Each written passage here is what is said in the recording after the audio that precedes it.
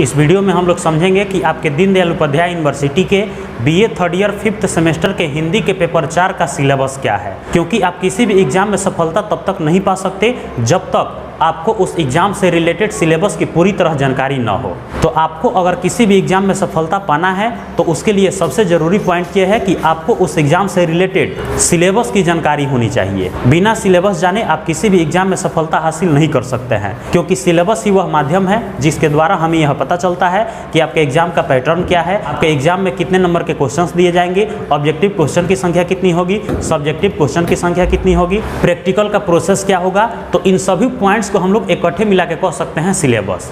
तो आज हम लोग इस वीडियो में समझेंगे कि आपके 5th सेमेस्टर के हिंदी के पेपर 4 का सिलेबस क्या है, जिसका कोर्स कोड है HND 304। अगर आप इसके पीछे वाला वीडियो अभी तक नहीं देखे हैं तो लिंक डिस्क्रिप्शन में है, जाकर तुरंत देखें, क्योंकि हमने उसमें प्राचीन इतिहास के पेपर 1st, पेपर 2nd और पेपर 3rd का सिलेबस, हिंदी के पेपर 1st, पेपर 2nd और पेपर 3rd का सिलेबस विस्तार पूर्वक एक एक करके अलग अलग प्लेलिस्ट के माध्यम से आप तक पहुँचाने का पूर्ण प्रयास किया है। तो अगर आप अभी तक नहीं देखे हैं तो लिंक डिस्क्रिप्शन में है, जाकर तुरंत देखें। इस वीडियो में हम लोग समझेंगे कि आपके 5th सेमेस्टर के हिंदी के पेपर 4 का सिलेबस क्या है।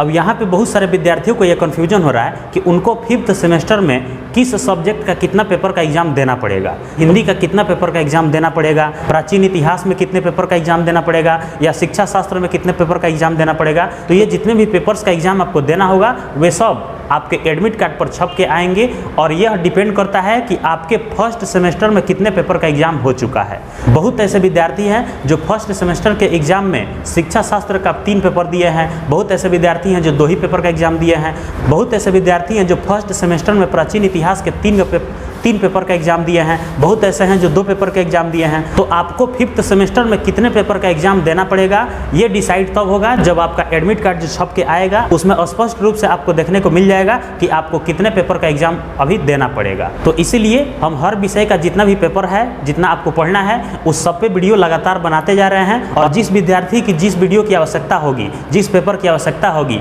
वे अपने हिसाब से अपना देखते रहेंगे और उसका तैयारी करते रहेंगे।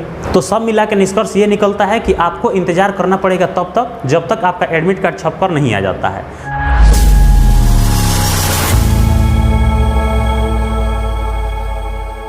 तो सबसे पहले हम लोग जानेंगे कि आपके 5th सेमेस्टर के हिंदी के पेपर 4 का मार्क्स का क्राइटेरिया क्या है। इसका मतलब कि आपको हिंदी का जो पेपर 4 का परीक्षा होने वाला है वह कितने अंक का होने वाला है। तो आपके हिंदी का पेपर 4 कितना अंक का होगा? 100 अंक का होगा, और यह 100 अंक प्राप्त करने के लिए आपको 3 स्टेप से होकर गुजरना पड़ेगा, तब जाके ये 100 नंबर आपको हासिल हो पाएंगे। अब आप कहिएगा कि वे कौन कौन से 3 स्टेप हैं बताइए, ताकि हम भी अपने एग्जाम में सफलता हासिल कर सकें। तो समझिए, इस 100 नंबर में से सबसे पहला स्टेप आता है ऑब्जेक्टिव क्वेश्चन।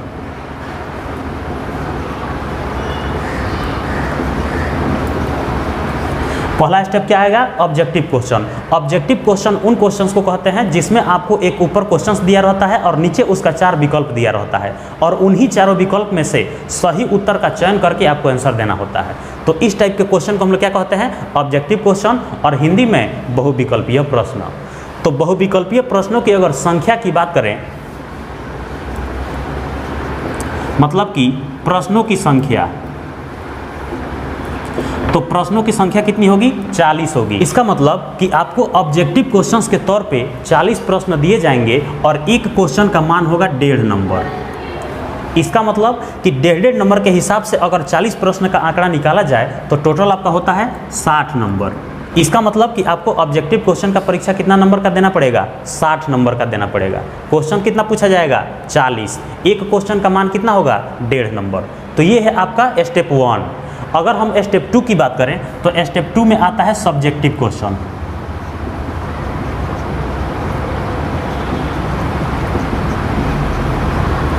सब्जेक्टिव क्वेश्चन को अगर आसान भाषा में समझा जाए तो इसको हम लोग कह सकते हैं दीर्घ उत्तरीय प्रश्न।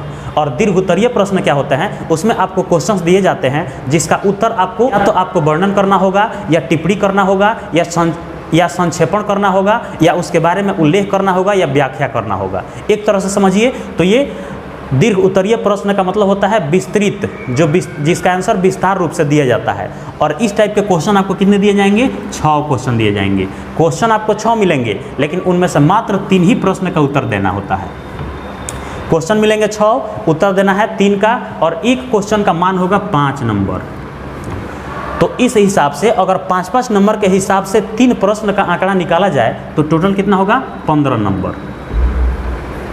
तो 60 नंबर का ऑब्जेक्टिव क्वेश्चन और 15 नंबर का सब्जेक्टिव क्वेश्चन दोनों मिला के कितना हुआ? 75 नंबर। ये 75 नंबर का परीक्षा आपको जाकर देना पड़ेगा वहाँ जहाँ आपका सेंटर पड़ेगा। अब आप कहिएगा कि अभी कह रहे थे कि 100 नंबर का पेपर होगा और सब जोड़ने पर 75 नंबर आ रहा है, तब बाकी 25 वो कहाँ गया? तो बाकी 25 नंबर वो पाने के लिए आपको एक और काम करना पड़ेगा जिसको हम लोग स्टेप 3 कह सकते हैं, और स्टेप 3 का नाम होगा असाइनमेंट।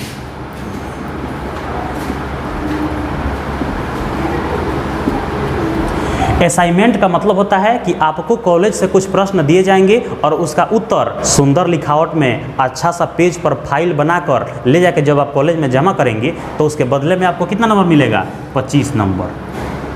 अब टोटल जोड़िए, 60 नंबर का ऑब्जेक्टिव क्वेश्चन, 15 नंबर का सब्जेक्टिव क्वेश्चन और 25 नंबर का असाइनमेंट, टोटल जोड़ेंगे तो कितना हो जाएगा? 100 नंबर का। तो ये है आपके 5th सेमेस्टर के हिंदी के पेपर 4 का मार्क्स का क्राइटेरिया। उम्मीद है कि आपको सब कुछ बढ़िया से समझ में आया होगा। अब हम लोग ये समझेंगे कि आखिर आपके एग्जाम में जो ऑब्जेक्टिव क्वेश्चन दिए जाएंगे या सब्जेक्टिव क्वेश्चन दिए जाएंगे या असाइनमेंट और प्रोजेक्ट के टॉपिक दिए जाएंगे, वह कहाँ से दिए जाएंगे, किन किन टॉपिक से दिए जाएंगे, आपको कौन कौन सा टॉपिक पढ़ना है, उन्हीं टॉपिक से आपके एग्जाम में क्वेश्चन दिए जाएंगे। तो अब हम लोग एक एक करके विस्तार पूर्वक ये समझेंगे कि आपको 5th सेमेस्टर के पेपर 4 में कौन कौन से टॉपिक्स पढ़ना है जिनसे आपके एग्जाम में क्वेश्चंस पूछे जाएंगे। तो यही है हमें चारों यूनिट्स जिनसे आपके 5th सेमेस्टर के हिंदी के पेपर 4 के एग्जाम में क्वेश्चंस पूछे जाएंगे, चाहे वह ऑब्जेक्टिव क्वेश्चन हो, चाहे वह सब्जेक्टिव क्वेश्चन हो या असाइनमेंट और प्रोजेक्ट के टॉपिक हो। किसी भी तरह के क्वेश्चंस अगर आपसे पूछे जाएंगे 5th सेमेस्टर के एग्जाम में तो वे सब इन्हीं चारों यूनिट से रिलेटेड होंगे। इन्हीं चारों यूनिट के अंदर जो जो टॉपिक्स पढ़ना है उन्हीं चारों यूनिट से रिलेटेड होंगे। तो आपको टेंशन लेने की कोई ज़रूरत नहीं है, बस आपको करना ये है कि आपको इस चैनल से जुड़े रहना है। इस चैनल से अगर आप जुड़े रहिएगा तो इन चारों यूनिट से रिलेटेड जितने भी महत्वपूर्ण ऑब्जेक्टिव क्वेश्चन होंगे, जितने भी महत्वपूर्ण सब्जेक्टिव क्वेश्चन होंगे और जितने भी महत्वपूर्ण असाइनमेंट और प्रोजेक्ट के टॉपिक होंगे, उन सबके ऊपर एक एक करके विस्तार पूर्वक बैक टू बैक वीडियो बनाकर आप तक पहुँचाने का पूर्ण प्रयास करूँगा, ताकि आपके 5th सेमेस्टर की तैयारी आसानी से हो सके और आप अच्छे अंकों से पास हो सके। तो बस आपको करना ये है कि आपको इस चैनल से जुड़े रहना है। इस चैनल से अगर आप जुड़े रहिएगा तो चलते फिरते में ही आपके 5th सेमेस्टर के हिंदी का तैयारी हो जाएगा, आपको पता भी नहीं चलेगा। तो बस आपको करना ये है कि आपको इस चैनल से जुड़े रहना है। तो सबसे पहले हम लोग समझते हैं कि आपके 5th सेमेस्टर का जो हिंदी का पेपर 4 है उस प्रश्न पत्र का नाम क्या होगा, मतलब कि टाइटल क्या होगा। तो टाइटल का नाम क्या होगा? हिंदी का राष्ट्रीय काव्य द्वितीय। हिंदी का राष्ट्रीय काव्य द्वितीय। तो पिछले वीडियो में क्या पढ़े थे? हिंदी का राष्ट्रीय काव्य प्रथम पढ़े थे, वह पेपर 3 था, लेकिन अभी क्या पढ़ रहे हैं? पेपर 4 के बारे में। तो पेपर 4 का नाम क्या होगा? हिंदी का राष्ट्रीय काव्य द्वितीय। और इस टाइटल के अंदर आपको 4 यूनिट्स पढ़ना है और उस यूनिट्स के अंदर कुछ महत्वपूर्ण पॉइंट्स पढ़ना है जिनसे आपके 5th सेमेस्टर के एग्जाम में क्वेश्चन पूछे जाएंगे। तो आपका टाइटल का नाम क्या होगा? हिंदी का राष्ट्रीय काव्य द्वितीय। इसी नाम से आपका प्रश्न पत्र आएगा। अब हम लोग ये समझते हैं कि आपको इसके अंदर जो 4 यूनिट्स पढ़ना है वह कौन कौन से हैं, उनके नाम क्या हैं, उनके अंदर क्या क्या टॉपिक्स पढ़ना है जिनसे आपके एग्जाम में क्वेश्चंस पूछे जाएंगे। तो अगर हम सबसे पहले यूनिट की बात करें तो इसका नाम क्या होगा? छायावाद योगीन राष्ट्रीय काव्य। छायावाद योगीन राष्ट्रीय काव्य, ये आपके यूनिट 1 का नाम है। और इस यूनिट के अंदर आपको कुछ महत्वपूर्ण पॉइंट्स दिए गए हैं, जैसे माखनलाल चतुर्वेदी की कविताएं। माखनलाल चतुर्वेदी एक बहुत ही महान कवि हैं और वे कुछ कविताएं लिखे हैं जिनके बारे में आपको पढ़ना है, जैसे पुष्प की अभिलाषा, जवानी, घर मेरा है। ये एग्जाम्पल के तौर पे आपको 3 कविताएं दिए गए हैं और इन्हीं कविताओं से रिलेटेड क्वेश्चंस आपके 5th सेमेस्टर के एग्जाम में पूछे जाएंगे। जैसे यह कविताओं के माध्यम से माखनलाल चतुर्वेदी क्या बताना चाहते हैं, क्या संदेश देना चाहते हैं, उनकी व्याख्या कैसे किए हैं, उनकी आलोचना कैसे की गई है, इन सभी पॉइंट से जुड़ी जानकारी कहाँ पढ़ना है? यूनिट 1 के अंदर पढ़ना है। इसके अलावा इसमें एक और कवि का नाम दिया गया है, सुभद्रा कुमारी चौहान की कविताएं। सुभद्रा कुमारी चौहान भी एक महान कवि हैं और वे भी कुछ कविताएं लिखे हैं, जैसे झांसी की रानी, राखी की चुनौती, वीरों का कैसा हो बसंत।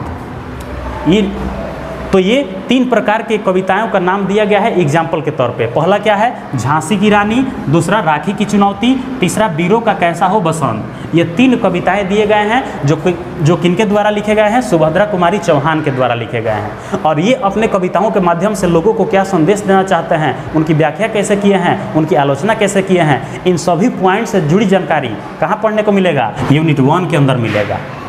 अगर हम यूनिट 2 की बात करें तो यूनिट 2 का नाम क्या होगा, छायावादोत्तर राष्ट्रीय काव्य 1, छायावादोत्तर राष्ट्रीय काव्य 1। और इसके अंदर भी कुछ पॉइंट्स दिए गए हैं, जैसे बालकृष्ण शर्मा की कविताएं। बालकृष्ण शर्मा की कौन कौन सी कविताएं हैं, वे कविताओं के माध्यम से क्या बताना चाहते हैं, उनकी व्याख्या कैसे किए हैं, उनकी आलोचना कैसे किए गए हैं। जैसे कोटि कोटि कंठों से निकली आज यही स्वर धारा है, कोटि कोटि कंठों से निकली आज यही स्वर धारा है। ये कविता किसकी है, ये कविता है बालकृष्ण शर्मा की कविता है। इसके अलावा वे एक और कविता लिखते हैं जिसका नाम है सदा चांदनी, सदा चांदनी है, और ये एक कविता है। इन दोनों कविताओं के बारे में आपको कहाँ पढ़ना है, यूनिट 2 के अंदर पढ़ना है। इसके अलावा रामधारी सिंह दिनकर की कविताएं, रामधारी सिंह दिनकर कौन कौन से कविता लिखते हैं, वे क्या संदेश देना चाहते हैं, उनकी व्याख्या कैसे किए हैं। जैसे शहीद स्तवन, हिमालय, ये 2 एग्जाम्पल दिए गए हैं आपको, जिनसे जुड़ी जानकारी आपको कहाँ पढ़ना है, यूनिट 2 के अंदर पढ़ना है। अगर हम यूनिट 3 की बात करें तो यूनिट 3 का नाम क्या होगा, छायावादोत्तर राष्ट्रीय काव्य 2, छायावादोत्तर राष्ट्रीय काव्य 2। अभी क्या पढ़ रहे थे, 1 के बारे में, अब क्या पढ़ेंगे, 2 के बारे में। तो इसमें भी आपको कुछ पॉइंट्स दिए गए हैं, जैसे सोहनलाल द्विवेदी की कविताएं। सोहनलाल द्विवेदी कौन है, सोहनलाल द्विवेदी की जीवन परिचय क्या है, वे कौन कौन से कविताएं लिखे हैं, उनकी विशेषताएं क्या क्या हैं। जैसे तुम्हें नमन, तुम्हें नमन नाम का जो कविता है वे कौन लिखते हैं, सोहनलाल द्विवेदी लिखते हैं। इसके अलावा बढ़े चलो, आप छोटे क्लास में पढ़े होंगे, एक कविता था, बढ़े चलो वीर तुम बढ़े चलो, धीर तुम बढ़े चलो, सामने पहाड़ है शेर की दहाड़ है, वीर तुम बढ़े चलो, धीर तुम बढ़े चलो। तो ये कविताएं आपको बहुत पहले पढ़ने को मिला होगा, आज फिर से आपको दिया गया है, उसके बारे में आपको पढ़ना होगा, इससे आपके एग्जाम में क्वेश्चंस पूछे जाएंगे। तो ये कौन लिखते हैं, ये लिखते हैं सोहनलाल द्विवेदी लिखते हैं। इसके अलावा नववर्ष भी लिखते हैं, नववर्ष नाम का भी एक कविता है, वो भी कौन लिखते हैं, सोहनलाल द्विवेदी लिखते हैं। इसके अलावा श्याम नारायण पांडे की कविताएं, श्याम नारायण पांडे के जीवन परिचय क्या है, वे कौन कौन से कविताएं लिखते हैं, अपने कविताओं के माध्यम से लोगों को क्या संदेश देना चाहते हैं, वे व्याख्या कैसे किए हैं, आलोचना कैसे किए हैं, इन सभी पॉइंट से जुड़ी जानकारी कहाँ पढ़ना है, यूनिट 3 के अंदर पढ़ना है। जैसे एग्जाम्पल के तौर पर दिया गया है पहली चिनगारी, पहली चिनगारी नाम का एक कविता है। इसके अलावा थाल सजाकर किसे पूजने, थाल सजाकर किसे पूजने, ये 2 कविताएं एग्जाम्पल के तौर पे दिए गए हैं, और ये दोनों कविताएं कौन लिखते हैं, श्याम नारायण पांडे लिखते हैं। और इन सभी से जुड़ी जानकारी आपको कहाँ पढ़ने को मिलेगा, यूनिट 3 के अंदर मिलेगा। अगर हम यूनिट 4 की बात करें तो यूनिट 4 का नाम क्या होगा, छायावादोत्तर राष्ट्रीय काव्य 3। अभी 1 पढ़े, 2 पढ़े, अब क्या है 3, छायावादोत्तर राष्ट्रीय काव्य 3 के बारे में आपको कहाँ पढ़ना है, यूनिट 4 के अंदर पढ़ना है। और इसमें भी आपको कुछ पॉइंट्स दिए गए हैं, जैसे गोपाल सिंह नेपाली की कविताएं, गोपाल सिंह नेपाली भी क्या हैं, कवि हैं, और वे भी कुछ कविताएं लिखते हैं। जैसे नवीन कल्पना करो, स्वतंत्रता का दीपक, ये एग्जाम्पल के तौर पर 2 कविताएँ दिए गए हैं, जिनसे आपके एग्जाम में क्वेश्चन पूछे जाएंगे। इसके अलावा द्वारिका प्रसाद माहेश्वरी की कविताएं, द्वारिका प्रसाद माहेश्वरी का जीवन परिचय क्या है, वे कौन कौन सी कविताएं लिखते हैं, उनके कविताओं की क्या विशेषताएं होती है, वे आलोचना कैसे किए हैं, व्याख्या कैसे किए हैं, एग्जाम्पल के तौर पे आपको कुछ बताया गया है। जैसे उठो धरा के अमर सपूतो, उठो धरा के अमर सपूतो। इसके अलावा इतने ऊंचे उठो, ये दोनों कविताएं एग्जाम्पल के तौर पे दिया गया है, और ये कौन लिखते हैं, द्वारिका प्रसाद माहेश्वरी लिखते हैं। और वे अपने कविताओं के माध्यम से लोगों को क्या संदेश देना चाहते हैं, लोगों को क्या बताना चाहते हैं, उनकी विशेषताएं कौन कौन सी होती है, उनकी व्याख्या कैसे किए हैं, उनकी आलोचना कैसे किए हैं, इन सभी पॉइंट से जुड़ी जानकारी आपको कहाँ पढ़ने को मिलेगा, यूनिट 4 के अंदर मिलेगा। तो ये थे आपके 5th सेमेस्टर के हिंदी के पेपर 4 के 4 यूनिट्स, जिनसे आपके एग्जाम में ऑब्जेक्टिव क्वेश्चन, सब्जेक्टिव क्वेश्चन और असाइनमेंट और प्रोजेक्ट के टॉपिक पूछे जाएंगे। उम्मीद है कि आपको सभी पॉइंट्स और उनसे जुड़ी जानकारियाँ बहुत बढ़िया से समझ में आए होंगे, और इस वीडियो के माध्यम से कुछ दिनों पश्चात होने वाले 5th सेमेस्टर की तैयारी करने में काफ़ी सहूलियत मिलेगी। अगर आपके मन में कोई डाउट है, कोई प्रश्न है, कोई कन्फ्यूजन है, तो कमेंट सेक्शन में पूछ सकते हैं। आप इस तरह से और कौन से टॉपिक से रिलेटेड वीडियो देखना चाहते हैं, कमेंट में बताना ना भूलें। लौटेंगे बहुत ही जल्द किसी नए टॉपिक के साथ, तब तक के लिए जय हिंद।